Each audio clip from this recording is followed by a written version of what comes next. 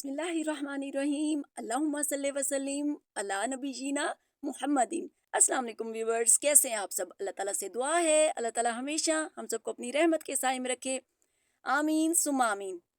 आज आप लोगों के साथ बहुत ही मज़ेदार सी मक्खन की तरह मुंह में घुल जाने वाले कोफ्ता की रेसिपी शेयर कर रही हूँ। सारी टिप्स एंड ट्रिक्स शेयर करूंगी। वीडियो को एंड तक देखिएगा। वीडियो पसंद आए तो प्लीज़ वीडियो को लाइक और शेयर कीजिएगा। तो आइए बिस्मिल्लाहिर्रहमानिर्रहीम रेसिपी शुरू करते हैं। तो इसके लिए सबसे पहले मैंने यहाँ पर बीफ का कीमा ले लिया और ये मेरे पास हाफ केजी बीफ का कीमा है। अब इसमें कुछ स्पाइसेस ऐड करेंगे, जिसमें सबसे पहले 1 टेबलस्पून कुटी हुई लाल मिर्च शामिल करेंगे, 1 टेबलस्पून रेड चिली पाउडर शामिल करेंगे, हाफ टेबल स्पून नमक शामिल करेंगे, 1 टेबलस्पून गरम मसाला शामिल करेंगे और अच्छी तरह से इसको मिक्स कर लेंगे। इसके बाद यहाँ पर एक मैंने मीडियम साइज की प्याज ले ली और उसको मैंने बहुत बारीक बारीक चॉप कर लिया।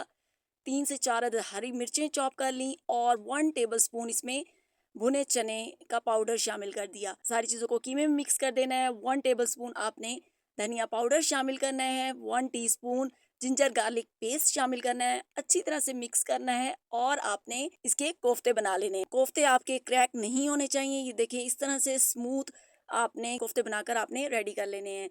और इस स्टेज पर आप चाहें तो आप इनको फ्रीज भी कर सकते हैं। अब इसके बाद मैंने 3-4 टेबलस्पून ऑयल ले लिया, उसमें 1 पिंच नमक शामिल कर दिया। नमक इसलिए शामिल किया कि ये पैन हमें नॉन स्टिक पैन का काम देगा, चिपकेंगे नहीं हमारे कोफ्ते। इसके बाद आपने मीडियम फ्लेम पर जस्ट हाफ मिनट आपने इनको फ्राई करना है कोफ्तों को और आपने इनको निकाल लेना है। ओवर कुक आपने इनको बिल्कुल नहीं करना। ये देखें सॉफ्ट से जूसी से कोफ्ते हैं, तो इसी तरह आपने इनको निकाल लेना है, ठंडा कर लेना है और आप इनको स्टोर कर सकते हैं फ्रीज़र में। आप इनको और लंबे अरसे तक आप इसको इस्तेमाल कर सकते हैं। अब इसकी बहुत ही मज़ेदार सी ग्रेवी बनाते हैं, रूटीन से हटकर। इतनी मज़े की होगी कि जब आप खाएंगे तो आपको मज़ा ही आ जाएगा। यहाँ पर मैंने हाफ कप ऑयल लिया, उसमें मैंने एक बड़े साइज़ की प्याज शामिल कर दी, उसको थोड़ा सा सौटे किया 2 से 3 मिनट तक। फिर इसमें 5 से 6 अदद लहसुन की कलियां शामिल कर दी और हाफ टी स्पून ज़ीरा शामिल कर दिया। 2 से 3 मिनट तक आपने फ्राई करना है इन सारी चीज़ों को। 2 अदद हरी मिर्चें भी शामिल कर देनी हैं और कोई आपने इनको गोल्डन वगैरह नहीं करना, जस्ट थोड़े से जैसे ही फ्राई हों तो आपने एक चॉप किया हुआ इसमें टमाटर शामिल कर देना है। उसको भी आपने 2 से 3 मिनट तक कुक कर लेना है। बहुत ही मज़े की रेसिपी है। वीडियो को एंड तक देखिएगा। वीडियो पसंद आए तो प्लीज़ वीडियो को लाइक और शेयर कीजिएगा। चैनल को अभी तक सब्सक्राइब नहीं किया तो प्लीज़ चैनल को सब्सक्राइब कर लें। ये देखें 3 से 4 मिनट तक मैंने इनको फ्राई किया। फ्राई करने के बाद आपने इसको निकाल लेना है। सारा प्याज टमाटर वाले मिक्सचर को अच्छे से आपने इसको ब्लेंड कर लेना है।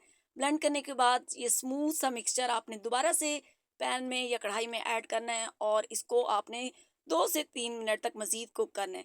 इसके बाद अब आपने इसमें हाफ टेबल स्पून नमक शामिल कर देना है और 1 टीस्पून आपने लाल मिर्च शामिल कर देनी है। स्पाइसेस आप अपने टेस्ट के अकॉर्डिंग कम या ज़्यादा कर सकते हैं। 1/4 टीस्पून हल्दी शामिल कर देनी है और 1/4 टीस्पून आपने कुटा हुआ ज़ीरा शामिल कर देना है। 4 से 5 मिनट तक आपने बहुत अच्छे से ग्रेवी को कुक करना है और उसके बाद 1 टेबलस्पून आपने इसमें कुटा हुआ धनिया भी शामिल कर देना है। ये देखें ग्रेवी काफ़ी अच्छे से कुक हो चुकी है और ऑयल भी सेपरेट होना शुरू हो चुका है।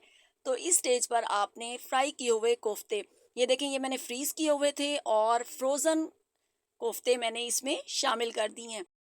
आपने अच्छी तरह से कोफ्तों को ग्रेवी में मिक्स कर लेना है। कोई आपको टेंशन नहीं होगी, ना तो आपके कोफ्ते टूटेंगे ना बिखरेंगे।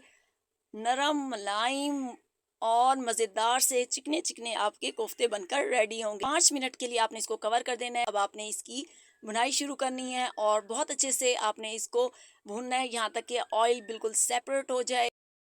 ये देखें ऑयल सेपरेट हो चुका है और बहुत अच्छे से मसाला फ्राई हो चुका है और कोफ्ते भी उसमें फ्राई हो चुके हैं। अब आप जितना ग्रेवी आपने रखनी है उसी हिसाब से आपने इसमें पानी शामिल करना है। तो यहाँ पर मैंने 2 कप खूब बॉइल्ड वाटर गरम गरम पानी मैंने शामिल किया है। गरम पानी शामिल करने से आपके कोफ्ते सख्त नहीं बनेंगे बल्कि सॉफ्ट सॉफ्ट रहेंगे। और अब आपने इसको कवर कर देना है 10 मिनट के लिए। 10 मिनट के बाद ये देखें اس کی کنسسٹنسی آپ دیکھ سکتے ہیں بہت اچھی سی ہو چکی ہے. بس اس سٹیج پہ ہاف ٹی اسپون آپ نے بلیک پیپر شامل کرنی ہے یعنی کہ کالی مرچ، اور ہاف ٹی اسپون گرم مسالہ شامل کرنا ہے. اس کو اچھے سے مکس کرنا ہے اور چولہا آپ نے بند کر دینا ہے.